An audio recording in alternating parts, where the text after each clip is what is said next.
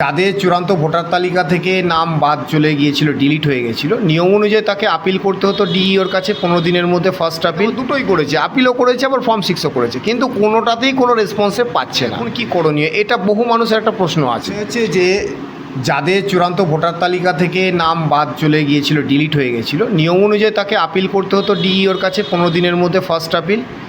সেই আপিলে যদি তার নামটাকে ইনক্লুড না হয়, রিজন অর্ডার পাস করে, সেই রিজন অর্ডারের কপি নিয়ে তাকে সেকেন্ড আপিল করতে হবে সিইওর কাছে। এবং সেকেন্ড আপিলেও যদি তার নামটা ইনক্লুড না হয়, সেখানে একটা রিজন অর্ডার পাস হবে। সেই রিজন অর্ডারগুলো পাওয়ার পর তাকে হাইকোর্টে যেতে হতে পারে। তো এখন হচ্ছে সবাই মোটামুটি আপিল করেছে, অনেকে একদম সিম্পল অ্যাপ্লিকেশন জমা করেছে, অনেকে প্রপার লিগাল ওয়েতে আপিল পিটিশনও সাবমিট করেছে, অনেকে ফর্ম 6ও ফিল আপ করে জমা দিয়েছে, অনেকে আবার দুটোই করেছে, আপিলও করেছে, আবার ফর্ম 6ও করেছে, কিন্তু কোনোটাতেই কোনো রেসপন্সে পাচ্ছে না। তো তাহলে সেক্ষেত্রে এখন কি করণীয়, এটা বহু মানুষের একটা প্রশ্ন আছে। তো সেক্ষেত্রে আমি বলবো, যে কোনো অ্যাপ্লিকেশান কোনো দপ্তরে দিলে আমরা অন্তত 2 সপ্তাহ অপেক্ষা করতেই পারি, কিন্তু এই 14-15 দিন অপেক্ষা করার পরেও যদি দেখা গেল যে আমার কোনো হিয়ারিংই করলো না, তাহলে রাইট টু বি হিয়ার্ড এটাও একটা প্রত্যেকটা মানুষের অধিকার। তো আমাকে যদি হিয়ারিং অপরচুনিটি না ডাকে, হিয়ারিং অপরচুনিটি না দেয়, তার মানে আমার অধিকারটা লঙ্ঘন হচ্ছে। তাহলে সেক্ষেত্রে তাদের ক্ষেত্রে যারা আপিল করেছে অথচ 15 দিন 20 দিন পার হয়ে গেল কোনো রেসপন্স পাচ্ছেন না, দুটো রাস্তা আছে। এক, আপনি এই মুহূর্তে সিইওর কাছে আপিল করতে পারেন এই রেসপেক্টিভ ইস্যুটাকে নিয়ে, যে আপনি ফার্স্ট আপিল করেছিলেন উইদিন স্ট্যাটাটরি টাইম পিরিয়ডের মধ্যে, ডিইওর কাছে আপিল যে করেছিলেন সেখানে কোনো রেসপন্স নেয়নি, কোনো হিয়ারিং অপরচুনিটি দেওয়া হয়নি এখনও পর্যন্ত, এই কারণ দেখিয়ে আপনি সেকেন্ড আপিলে যেতে পারেন, সিইওর কাছে একটা ফর্মাল আপিল করতে পারেন, অথবা আপনি সরাসরি হাইকোর্টেও মামলা করতে পারেন। কারণ ওই যে বললাম রাইট টু বি হিয়ার্ড, এই যে রাইটটা ভায়োলেট হওয়ার জন্য আপনি কোর্টেরও দ্বারস্থ হতে পারেন। তো এটা রাস্তা রয়েছে। আবার অনেকে আছেন আপিল করেনি, শুধু ফর্ম 6 ফিল আপ করেছিলেন, তার ফাইনালিস্ট থেকে নাম ডিলিট হয়ে গিয়েছিল, ফর্ম 6 ফিল আপ করেছিলেন এবং ফর্ম 6 ফিল আপ করার পরে সেটাও কিন্তু বাতিল হয়ে গেছে। তাহলে তিনি কি করবেন? সেক্ষেত্রেও কিন্তু তাকে আপিলে আসতে হবে।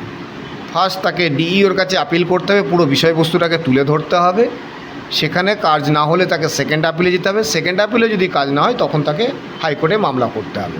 এটাই হচ্ছে ওই। আর যাদের আন্ডার অ্যাডজুডিকেশনে রয়েছে তাদের ক্ষেত্রে যাদের নাম ডিলিটেড হয়ে গেছে, সুপ্রিম কোর্ট তো অলরেডি অ্যাপিলেন্ট ট্রাইব্যুনাল গঠন করেছেন, ক্যালকাটা হাইকোর্টের তরফ থেকে অনেক রিটায়ার্ড জাস্টিস অ্যাপয়েন্টেড রয়েছেন, বোর্ড গঠন হয়ে গেছে, খুব তাড়াতাড়ি হিয়ারিংও স্টার্ট হবে। তবে হিয়ারিংটা কবে থেকে হবে সেই সম্পর্কিত এখনও কোনো নোটিফিকেশান আসেনি। তো তবে হ্যাঁ, ডিইও অফিসে আপনাকে কিন্তু আপিল পিটিশনটা সাবমিট করতে হবে। যাদের আন্ডার অ্যাডজুডিকেশন থাকা অবস্থা ডিলিটেড হয়ে গেছে তাদেরকে 15 দিনের মধ্যেই কিন্তু পিটিশনটাকে সাবমিট করতে হবে। হিয়ারিং কবে হবে না হবে সেটা ডিইও অফিসের তরফ থেকে বা সিইও অফিস থেকে হয়তো নোটিফিকেশন করে জানানো হবে, বা আপনার কাছে হয়তো তার রেসপন্স আসবে, নোটিশ হয়তো আসবে হিয়ারিংয়ের জন্য। কোথায় কবে হিয়ারিং হবে সে সম্পর্কে আপনাকে হয়তো জানিয়ে দেবে অফিসের তরফ থেকে। তবে আপনারা বসে না থেকে দ্রুত আপিল পিটিশনটা করুন।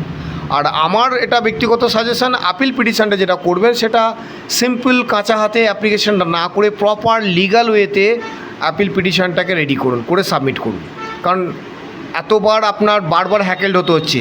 একবার আপনি বিডিও অফিসে গেছেন, হিয়ারিং করেছেন, সেখানে আপনি ডকুমেন্ট দেখিয়েছেন, নাম উঠলো না, আবার আন্ডার অ্যাডজুডিকেশন যাওয়ার পরেও নাম ডিলিটেড হয়ে গেল। তাহলে আপনার যে সাফিসিয়েন্ট ডকুমেন্ট আছে, আপনি সিটিজেন বাই বার্থ বা অর্ডিনারি রেসিডেন্ট, এটাকে প্রুভ করার জন্য আপনার যে সমস্ত আনুপ্রাসঙ্গিক তথ্য প্রমাণ রয়েছে আপনার নিজের, আপনার পরিবারের, এবং আপনার পরিবারে অনেকেই আছেন যাদের ফাইনালিস্টের নামও ইনক্লুড হয়ে গেছে কিন্তু আপনার নামটাই ডিলিট হয়ে গেল, এই পুরো বিষয়টাকে কিন্তু প্রপার লিগাল ওয়েতে এক্সপ্লেনেশন দিতে হবে এবং গ্রাউন্ডস অফ আপিলেও আপনাকে অনেকগুলো পয়েন্টস তুলে ধরতে হবে। সুতরাং ওই সিম্পল একটা ওই 4 লাইনের দরখাস্ত দিলে এটা কিন্তু খুব একটা যুক্তিযুক্ত নয়। আপনাকে কিন্তু প্রপার লিগাল ওয়েতে পিটিশনটা করতে হবে। তো বসে না থেকে আপনারা যত দ্রুত সম্ভব আপিল পিটিশন রেডি করে আপনারা আপনার এলাকার জেলার যে ডিইও অফিস আছে সেখানে গিয়ে আপিল পিটিশনটাকে সাবমিট করুন। ধন্যবাদ।